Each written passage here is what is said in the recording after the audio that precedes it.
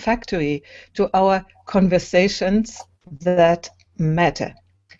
And today we have invited another time Jon Freeman. He was with us about in spring, and he was talking about the science of possibility.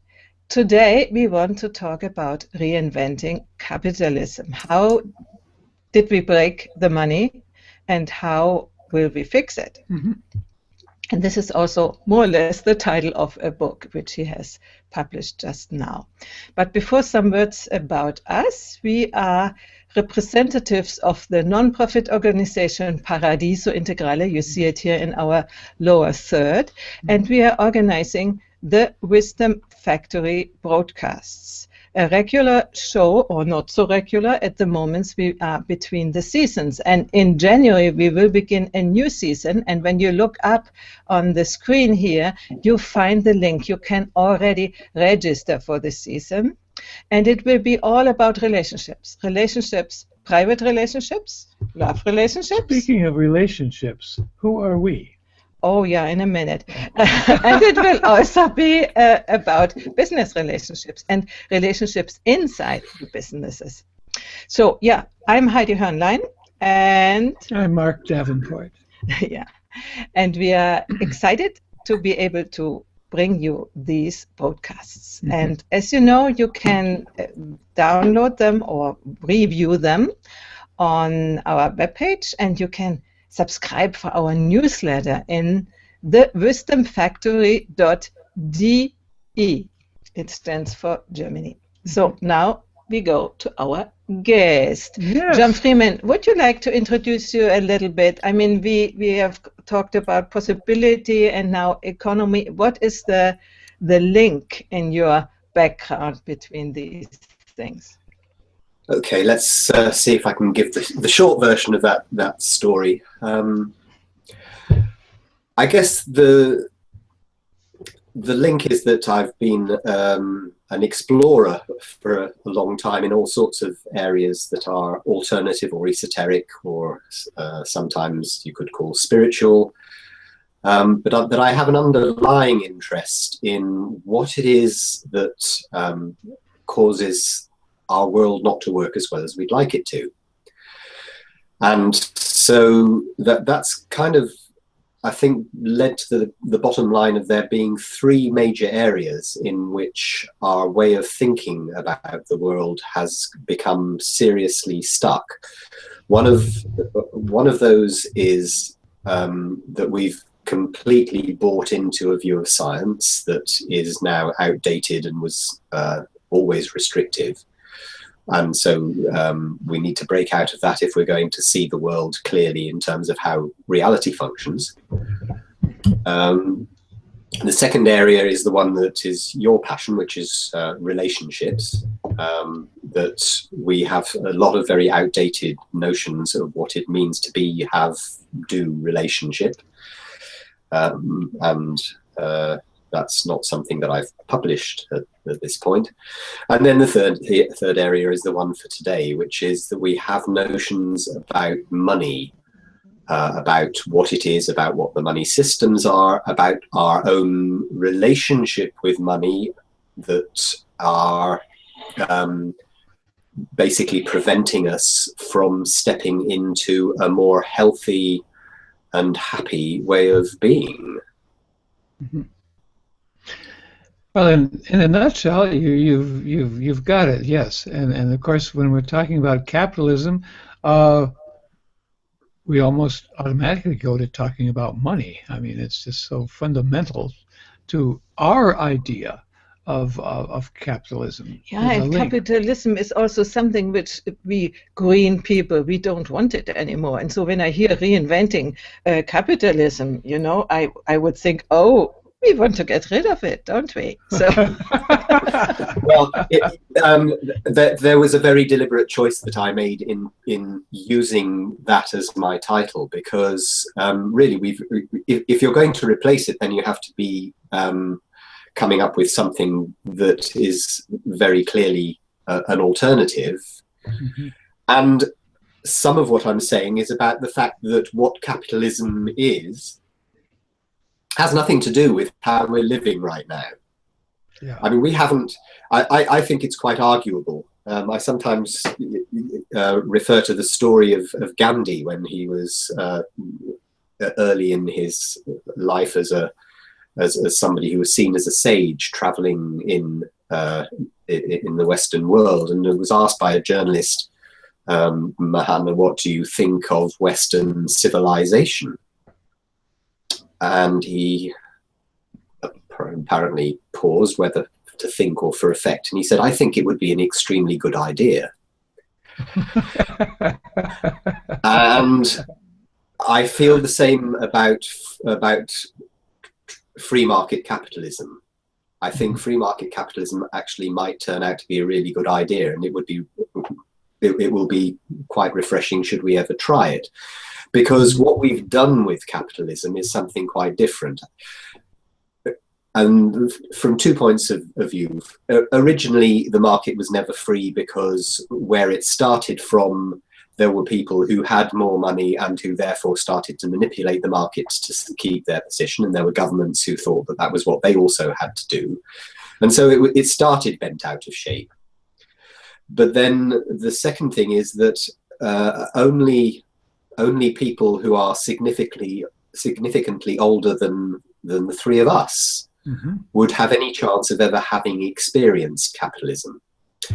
The reason for that being that back in 1970, or there at 71, or in the 70s, two things happened. The first was that for most of its history, money has been kind of anchored to the gold standard, which kept it.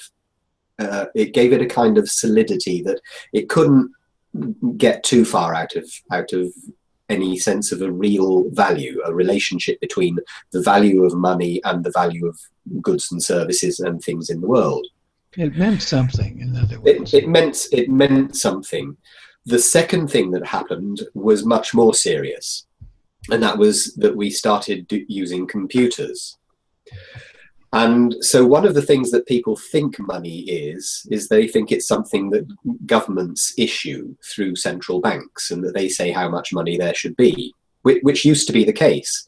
And in all, a century or so ago or more, they brought in rules that said only central banks on behalf of the government could issue money. And that's why money has, the president's head or the queen's head or some other head honcho, despot or whatever it might be, printed on it, that the money was issued in the name of the state. After computers came in, something different happened, because we had things like credit cards, where banks would effectively invent money that they had as figures in the computer, and which you could then go out and spend on whatever you wanted to spend it on. It didn't have any relation to cash, and it didn't require any authorization from a state for that money to be created. So it lost all touch with reality. Any notion that people have that the money that's in your pocket is from the government, it's in effect something of the order of €1 $1 for every $20 is real state central bank issue. The other 19 of any $20 is fiction money. I sometimes call it funny money. And I spell that M-U-N-N-Y, because it's not real. So that's kind of one of the things about, ever since that happened, we haven't been working with even an approximation of real money. We've been working with not a capitalist system, but a debtist system or a creditist system. It doesn't actually involve the use of real money to create business or enterprise or all of the things that we notionally think capitalism is. So when you're talking about money, you're making a distinction between money that actually represents something tangible, some actual good or service that is being delivered, and money that doesn't really relate to anything like that. It's their figures and accountant sheets and so forth. Is that what you're saying? Absolutely, yes. It's and okay, that to some extent that might be okay.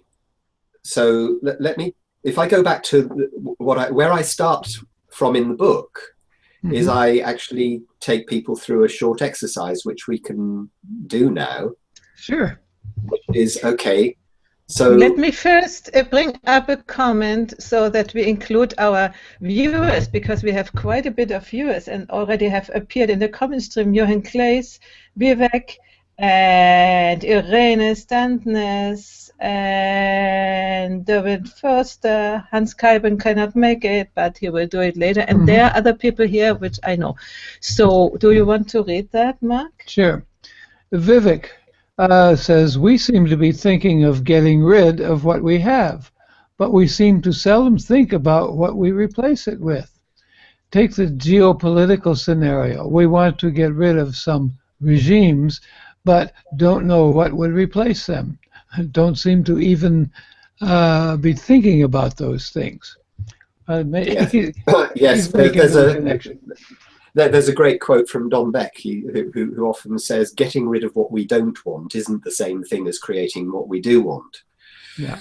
So, yeah, if I can kind of just do a quick version of the exercise, it's... Sure.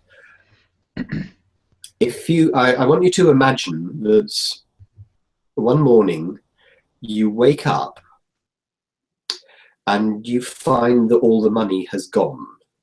There isn't any money in your pocket, no money in your purse, no money. If you look online on your bank account, there's just zeros there. There is absolutely no money anywhere in the world. And at first that might seem like a kind of pretty scary thought. How do we function like that?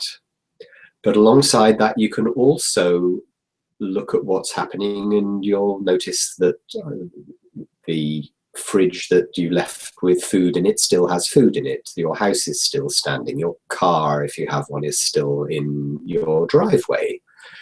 And all the people that you know are still alive. And in practical, real terms, nothing has changed. So if you just sit with that notion for a minute, and then as stage 2 of this imagination, let's say that 5 hours later, at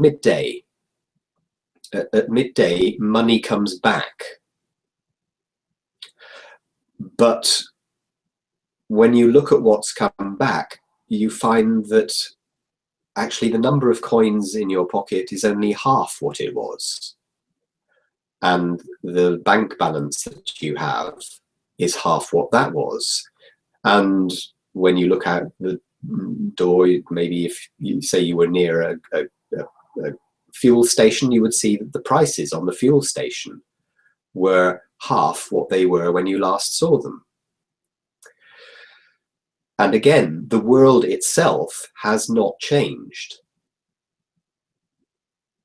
So all that's changed are some numbers. And it's, I think, quite valuable to get a deep sense of how much our perception of money as something real is causing us to think that when we manage the money, when we get the money right, we're somehow managing reality. And in fact, the truth is quite the opposite. And governments are spending all their time managing the money instead of managing the reality. And they think if they get the books to balance, if they do the right amount of austerity, or if they find the right piece of magic wand with quantitative easing, or whatever it is, they think that by manipulating the money, somehow reality will come right. And of course, there are some things that change when they do that, but they don't get to the bottom line. And the bottom line is to do with how we think about money and how we think about our lives and our relationship with money and reality.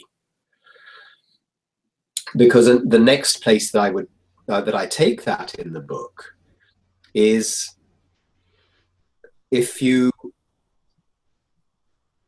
what's happened, and particularly if we're going, if we use some spiral integral language, particularly in the green stage thinking system, we've become quite hostile to capitalism, to money, as you were saying, Heidi, because of the things that seem not to be working, or which aren't working.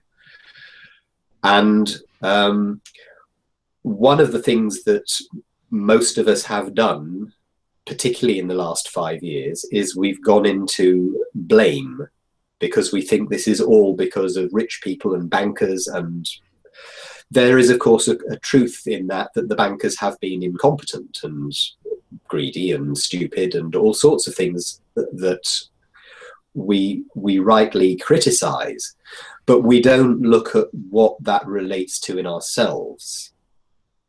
And the reality is that most of us have varying degrees of operating in fear that there won't be enough, fear that we won't get taken care of, fear of loss, fear of lack, whatever.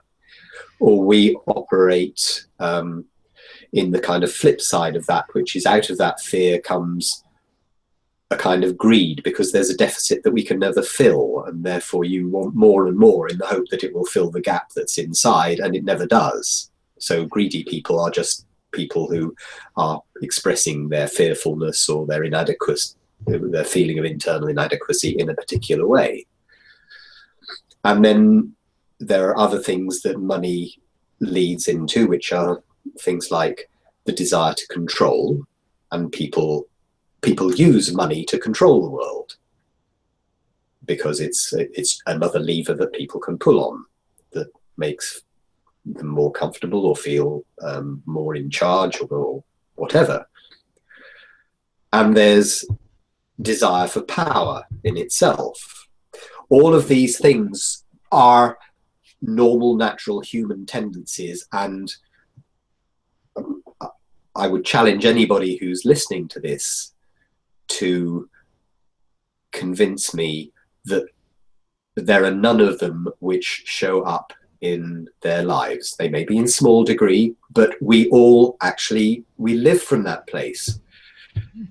So what's the significance of that is that we look outside ourselves, and firstly we see people behaving in ways that actually are not fundamentally different from how we behave. They're just in some ways kind of grosser at it, or maybe better at gaming the system or whatever.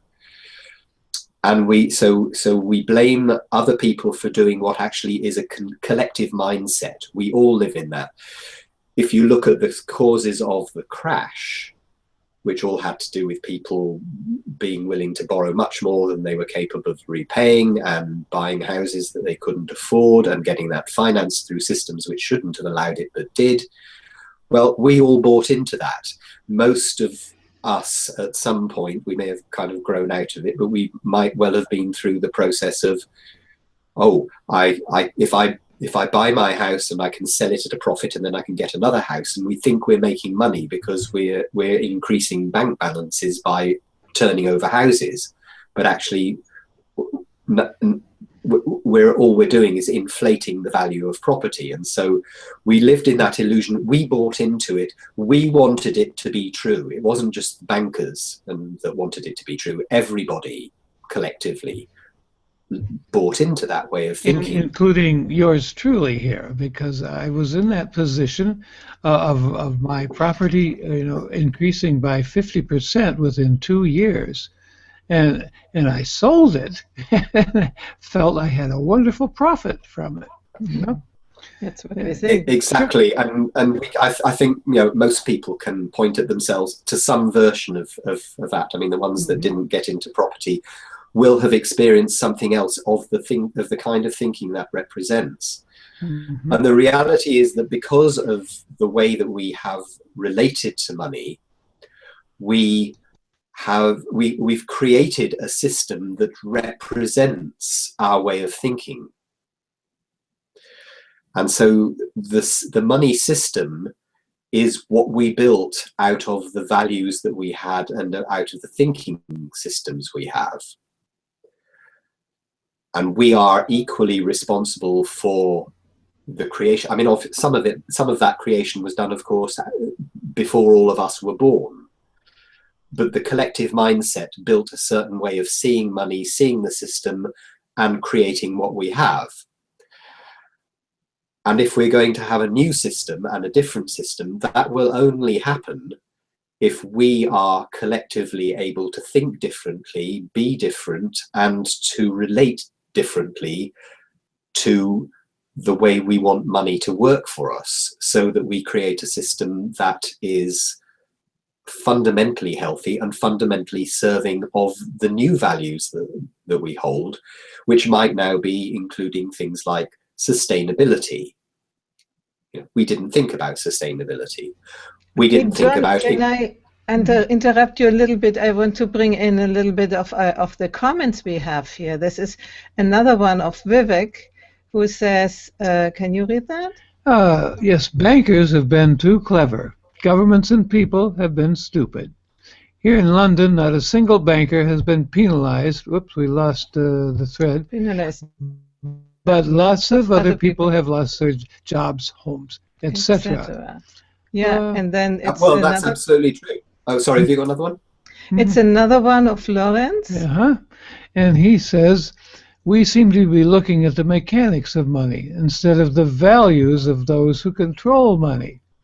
That is, get all you can, regardless of how the process affects others. The one who dies with the most toys wins. Values control how the mechanics develop. And then there is another one, and we put them all together. Jack Austin. Jack Austin says, bravo, John. Yes, greed is a fear, emotion, behavior. And any or all of us have susceptibility to these states. Shadow is in us, and blame is failure to recognize the truth of this fact. Looking inwards first, and then sharing and training out from a more healed place. So, right. Well, thank you for all of those, and I mean, I'll kind of cover a response to all of them. And obviously, Jack, yes, thank you for seeing things in a much the same way as I do. Lawrence, I agree and I disagree.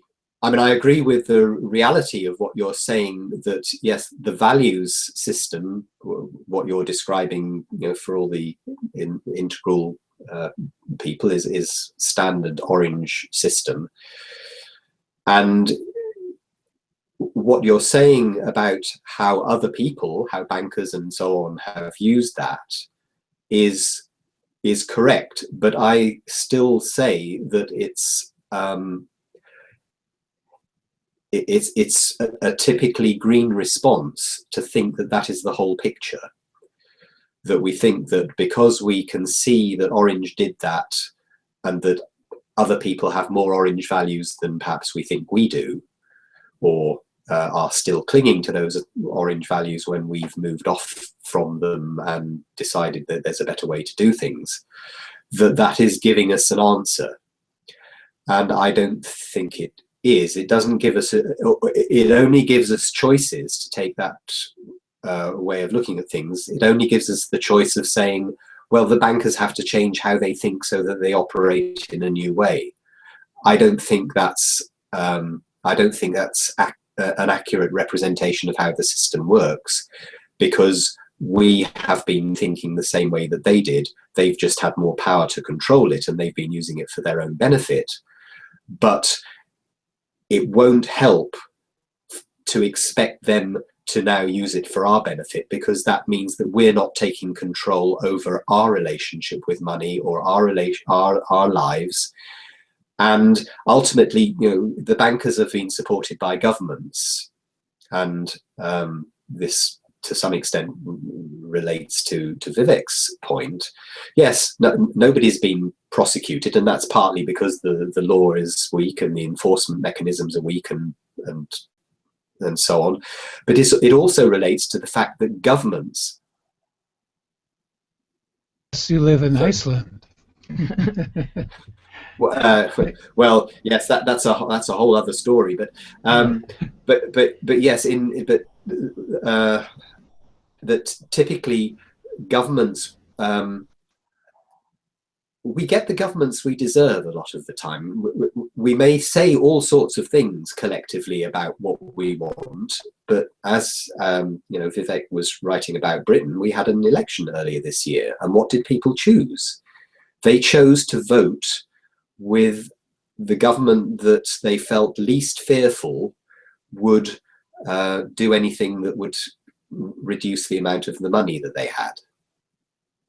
That's my perception of the bottom line.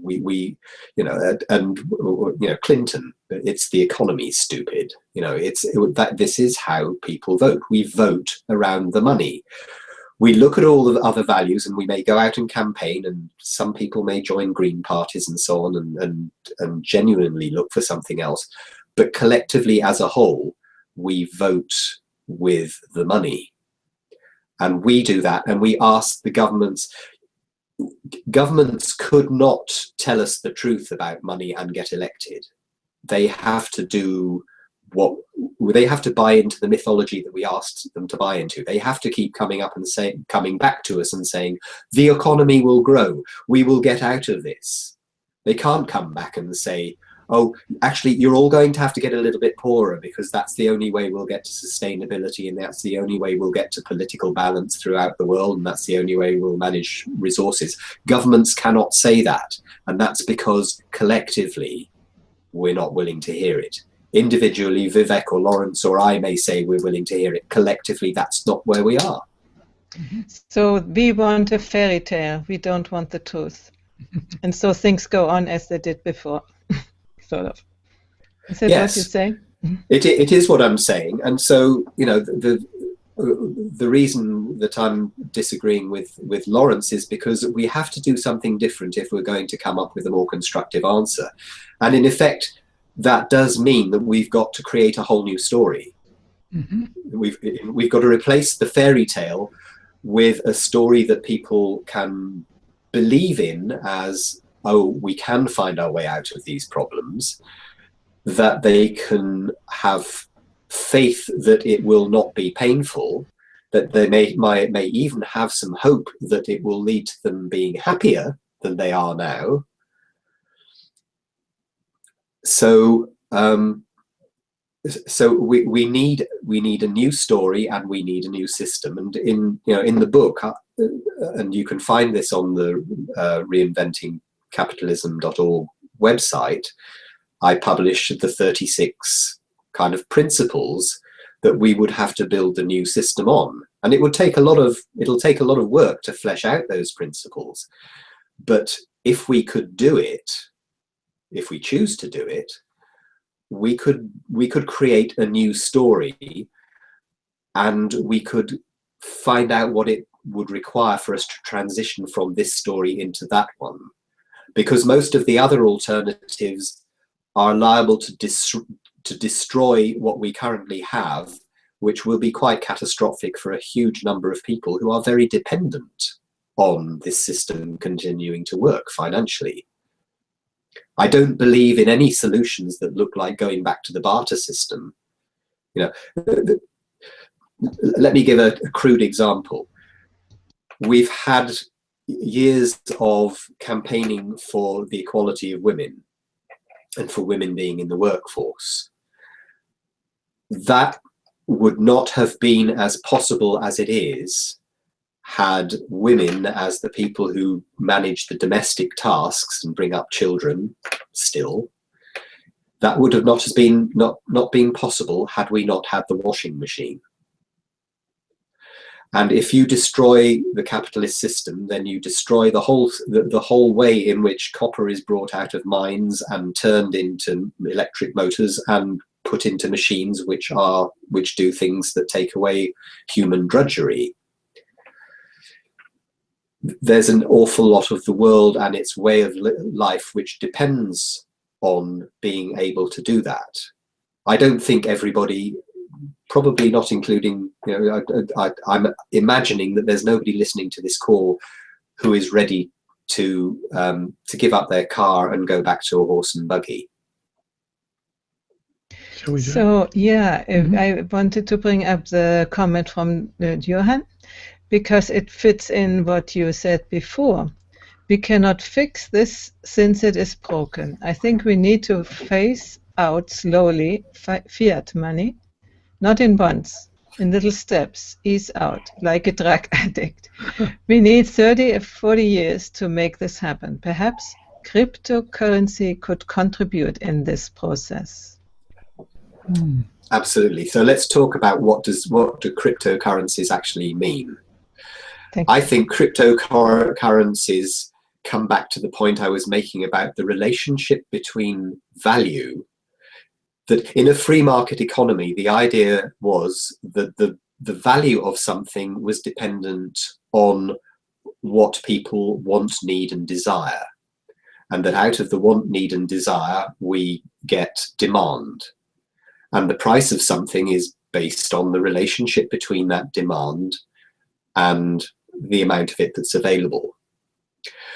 And so value is actually, at its best, it's determined socially. That's what makes some reality out of the kind of disconnect, unreality that I was taking people through in the exercise. Yeah, that how does the amount of money relate to the goods and services? It's a social determination.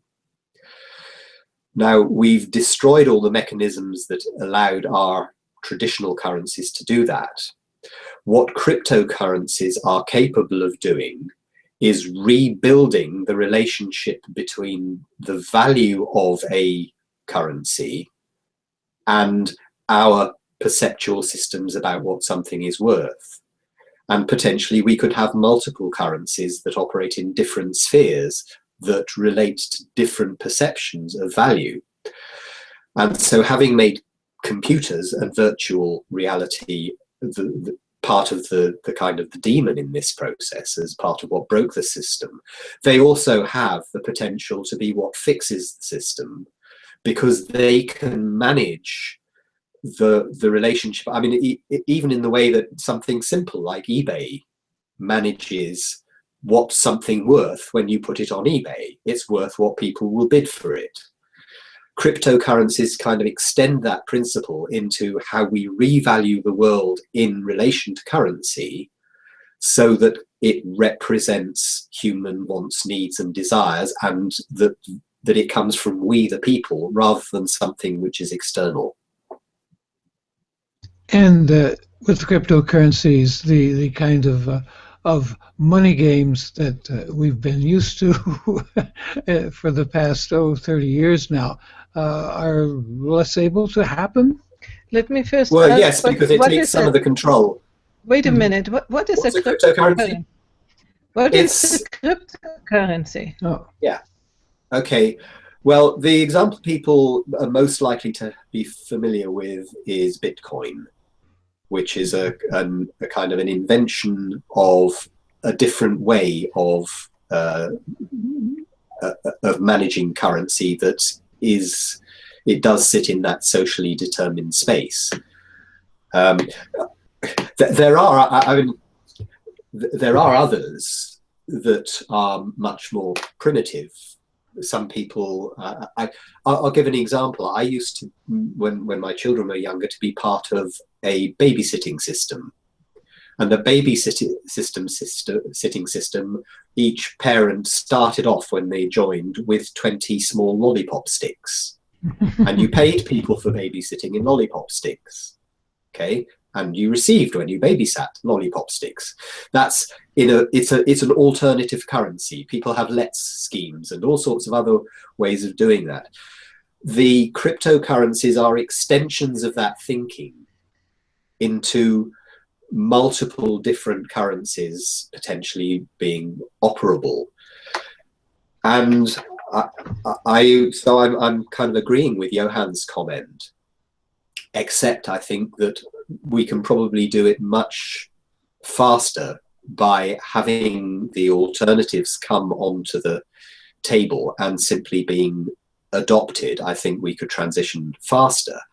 And of course, what happens when you use these other currencies is that they're not subject to the same kind of control and manipulation, firstly by those who have the one currency we've got now, and secondly by governments. It's more difficult for them to interfere, and it could be set up in such a way that it's actually not in their interests to interfere.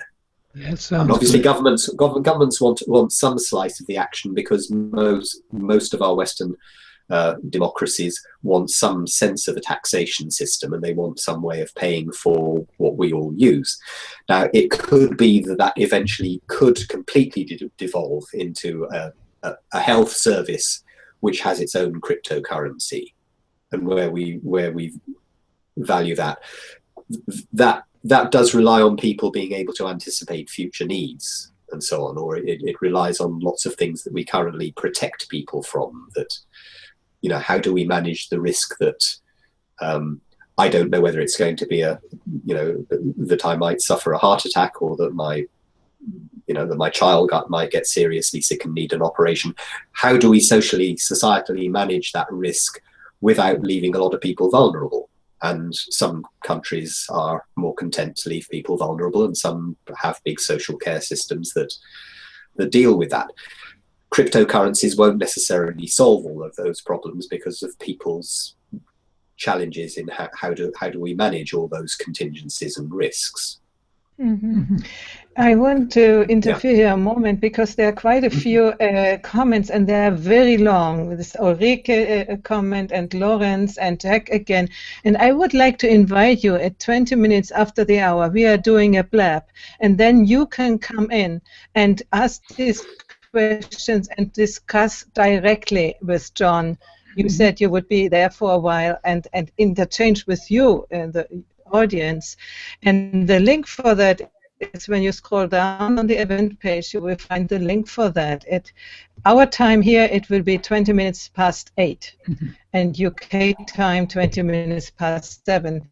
Because I don't want to bring it up, I want to give Jon the possibility to develop a little more his thought. Yeah, because now I think we're kind of getting around to understanding what some of the problems are, and maybe now it's time to think about what could be changed. You know what? I would like, at this point, as we have interrupted, I would like to ask the audience, if you like this sort of discussion we are sort of initiating, and we are very excited about that, to talk with people, to learn something. I don't know a lot of the things which our guests are telling us. And if you like to be part of it and you enjoy it, and if you would like to support us a little bit in doing this work, we have created a crowdfunding campaign, and I want to show it to you. It is www.patreon.com/Heidi63. We would be very, very, very delighted if you could join us in the crowdfunding campaign, and you will get something for it. It's not gratis. I mean, it's not that you have to just to give. You get something. Yes. More than that. Okay. And isn't crowdfunding just another wonderful mechanism we've invented for making sure that things can get flexibly supported, and particularly the use of crowdfunding to startup enterprises which might otherwise never get off the ground. So yeah, we will try. It's the first time we try. Yeah, it's the first time we try it, and I hope it will work in some way. Right. Otherwise, we need to get a job and work for hours in a factory or whatever, and do the old game. But isn't this a job? Yeah, but it's not paid. No boss who says, you do that, and now we pay you. Oh, gee, but we love it, so it can't be a job, huh? No, whatever you love, it is. I before I was a singer, as many of you know, maybe, and I had concerts, and I also directed a choir in the church, and they say, you like singing, don't you? And you want money for that? If you like it, this is... Oh, yes, and healers shouldn't get paid because it's a vocation. And yes, there's so many yeah, I won't say any more about that, but there is a lot of deep stupidity, which, it does lead to an interesting concept, because it does actually, when you take it to its logical conclusion, it says that everybody should be paid for doing things that they don't like, and nobody should ever be paid for doing something they want to do or they're gifted at. What a lovely world. Yeah, and you must really suffer with what you are doing, otherwise you are not worthy to get any money. Yeah. But then there's another example of what sits under our current system. We have spent the last century making labor and drudgery and heavy manual work and so on less required, because we have taken our energy supply and made that work for us, instead of having to do everything with our own brute force. And now we've got to a place where the reality is that lots of people don't really need to do work, but we run our society on the basis that we can that we will only give people money if they do work, because we're still stuck in kind of several centuries back of Protestant work ethic, that we think, oh, we're going to be encouraging people to be lazy. And there's a reality that when you change that, sorry Heidi, but I'll just complete the thought. That when you change that, when you give people a basic income and they can earn more by doing what they want to do, they actually get creative, and so they produce more. The Protestant work ethic was never true. Yeah, I wanted to say we should begin to ask, what does work mean? Because it's much of what we do is work, and we never get paid for it, and we even don't like it, like many women, household cleaning and stuff. What actually is work? And when we like to do it, is it work? Or when we go out with the dog and educate the dog, is this work? Is it not work? Is it just fun? But we learned something about us, about the animals. Absolutely. And we have this daft notion that people talk about called work-life balance, which is like, when I'm working, I'm not living, and when I'm living, I'm not working. So what's that about? We just live in a world which has built a value system, constructed all sorts of things around it that could operate differently. And I'm not saying anything, a lot of these ideas are already out there. There are already people who are saying, well, we could give people basic living income regardless of what they're doing in terms of job, occupation, work, whatever you might call it.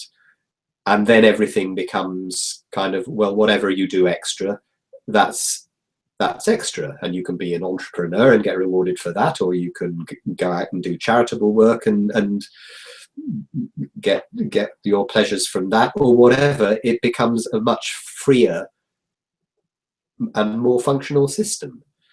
But there's a lot of resistance to that, because the old ideas stick very hard. If you don't want to work, then you are lazy. And this is no work, as I said, to sit on a cushion, make meditation, do meditation and stuff. This is no work, so you are not... No, meditation is work. I'm sorry. Or healing, put the hands on somebody. This is no work. So I really think we need to change our ideas, and not only some of us, but some more. And so that's how we should sort of... We're running out of time already. No, we can go a little bit. A little bit more. But we have set up an hour today because it's so interesting. Yeah. Okay. So what do we got to change? You've got that list of 36 things, and that's too many to go through. It is too many to go through, and I do, I encourage people to, well, not only to look at the list as it's published on the website, but to understand what's underneath it in all the reasoning that goes into that's in the book. I think what I've said there has a lot of use, and will help people see themselves and their relationship with money, and see the society that we're in and the relationship with money. Because and I am going towards an answer to your question, Mark, of kind of what do we need to do? We need to engage with both the changes to our own thinking and what we believe is necessary, and how we think about our own lives and our relationships with money. And we need to change the systems that we work within as well. And we need to do that all, because if it doesn't all evolve in sort of step in step or in tandem, then we will break it. You know, there'll be too many tensions in the system in all sorts of ways. It's not necessarily going well. It definitely isn't simple, because there's a lot of complexity. It doesn't have to be hard if we engage with it actually from that kind of spirit of optimism and expectation and wonder and openness and possibility and challenge and choicefulness. That we could have it be quite different than it has been, but we have to get in there and do that. And it will take lots of us engaging with this, at least at some level, even if it's only the willingness to say yes to it. We can't expect the people who run the system to be able to reinvent it on their own, even if they want to. Nice to see my old friend Daniel. Yes, here. I want to Daniel and I go out. back a long way. Nice to see you, Daniel. He says, it's good to see you here, and congratulations for taking on this very controversial topic. And what you said just before, it's really, controversial for many people. And he's looking forward to your book. And then there is some questions you might really answer out of. Elaine. It's Elaine. She says, what do you think about the exchange systems like Airbnb, where you stay in private homes when you're traveling, and Uber, private taxis that take care of themselves? Well, yes, there's a whole list of organizations, Uber, a taxi firm that doesn't actually own any automobiles, Airbnb, an accommodation provider that doesn't have any accommodation.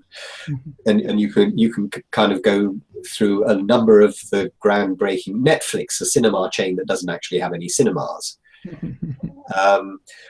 There's lots of these paradigm breaking organizations, and it's great. It's beginning to break a lot of what we used to think were boundaries, and change a lot of our concepts of how things work. I think at the same time as valuing all of that, there is a need to recognize that there is lots of things that won't suddenly become virtualizable, if I can invent that word. Agriculture will still need to be agriculture.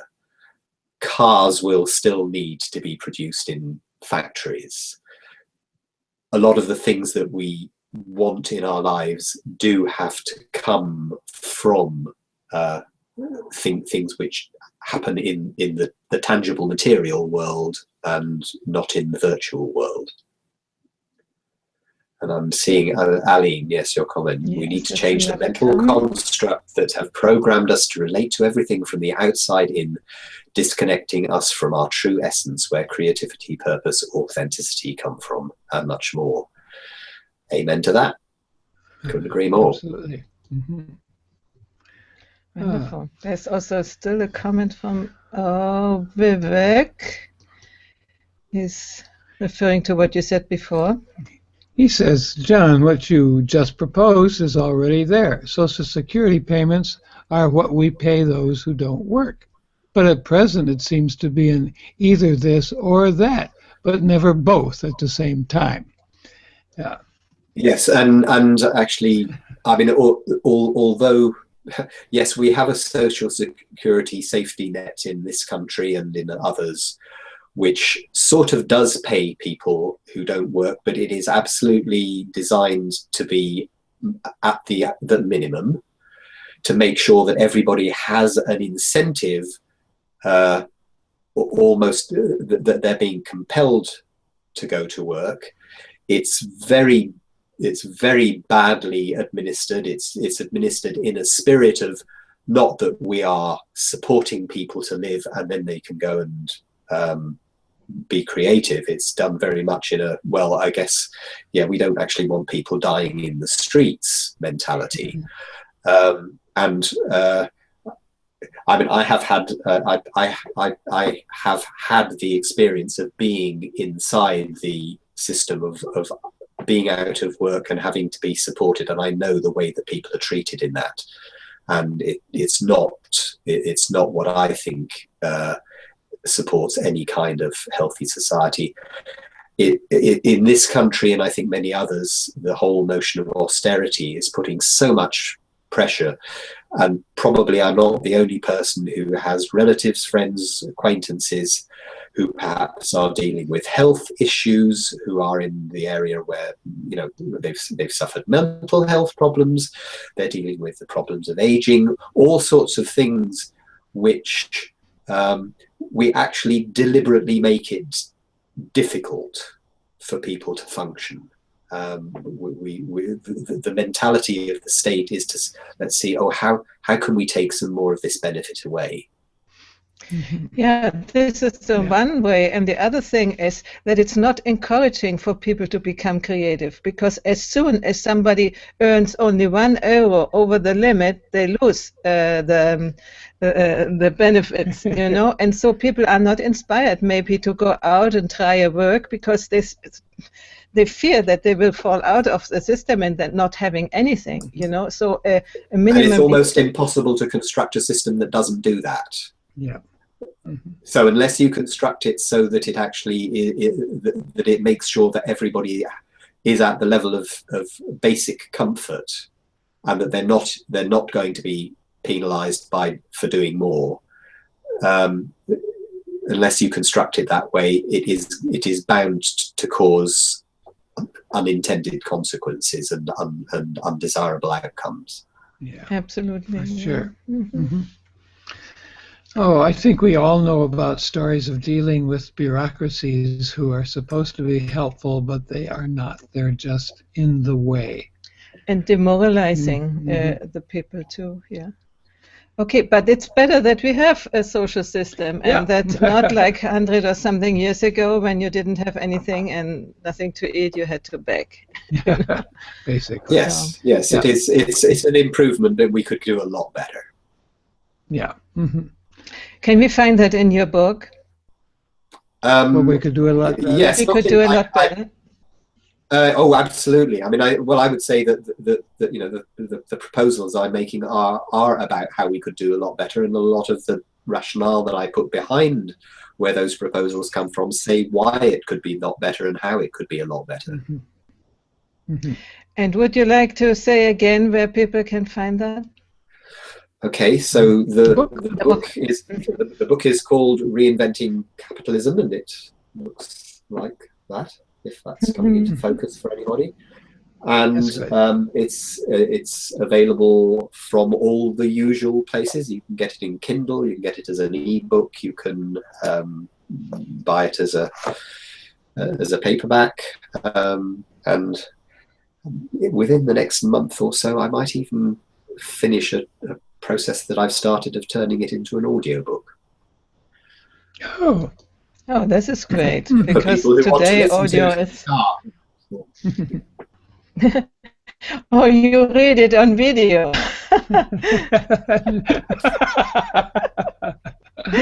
That would be funny. Yeah. Okay.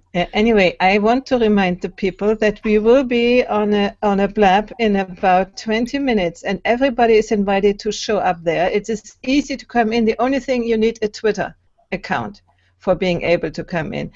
The link is down. If you scroll down on the event page, I will also post it again after the show, and you have time to just eat a panino, as we say, a sandwich, and you come in and ask directly the questions to Jon. And what we didn't say so far, maybe you can ask it later. Well, I'm wondering if people came in via YouTube rather than by via the event page, how will Okay, they if people don't see the event page, they can go to my Twitter account. It is @Traviata with a big T. This is the heroine of the Italian opera, Traviata 56, and you find me there on blab.im.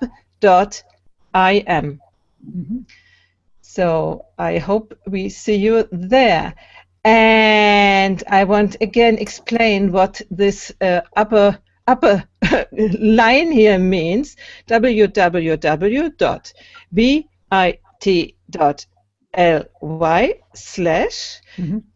mayusculo, what is Big. it? Big W, big F, -3. This is the registration page for the new series, which we will be beginning in the 15th of January.